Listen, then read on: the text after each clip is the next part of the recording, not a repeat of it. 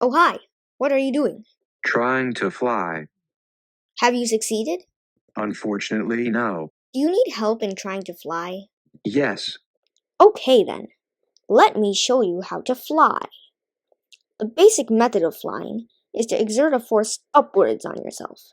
This will propel you up, enabling you to fly. And how will you exert a force upwards on yourself? Well, for that, you can use Newton's third law. If you expel matter downwards, then you will need to exert a force on it downwards.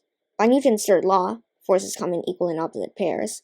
The matter will then exert a force back up on you, propelling you upwards. The force is, by the way, called lift. In essence, you are pushing down on the matter that you expelled, letting you go upward. And how do I go about expelling matter downwards?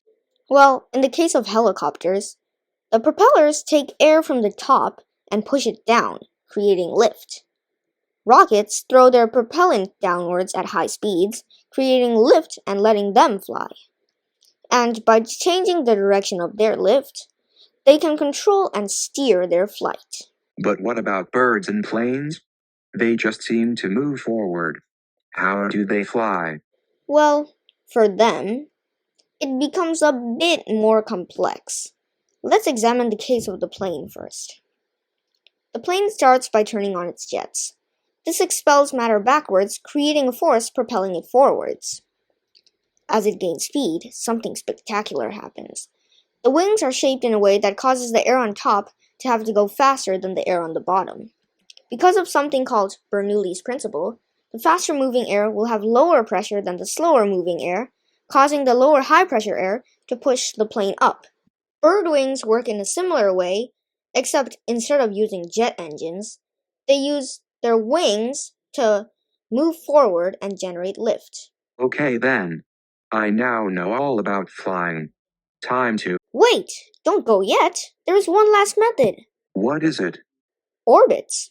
In other words, if you go very, very, very fast, then you can cheat physics a bit and even defy gravity. That sounds like magic, not science.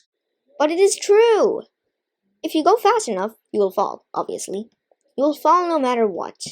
But the thing is that you have to remember that the Earth, like pretty much all planets, is round. This means that if you are going fast enough, you will fall, but by the time that you fall in that much, you will have gone far enough for the ground itself to have bent down that much. Basically, it's like going so fast that you're missing the whole Earth entirely.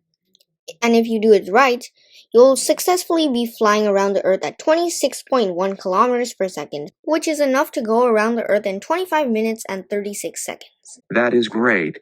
I can just hop on an electromagnetic railgun and fly to the heavens. Goodbye. Wait, don't go yet. There are some important factors that you still need to consider. Like what? You have forgotten about another important force to consider while flying: drag. If you move forward, the air molecules in front of you will slam into you, causing a force pushing you backwards. When in space, there is no air and therefore no drag. But if you want to orbit very close to the surface, there is a lot of drag. And to counteract that, you need a jetpack to cancel out the drag force. Okay then. Is that it? Yes. Are you ready? Yes. Okay then. 3, 2, 1. Wait, is this actually safe? Go. And he's off. I hope he didn't get hurt. I think he crashed.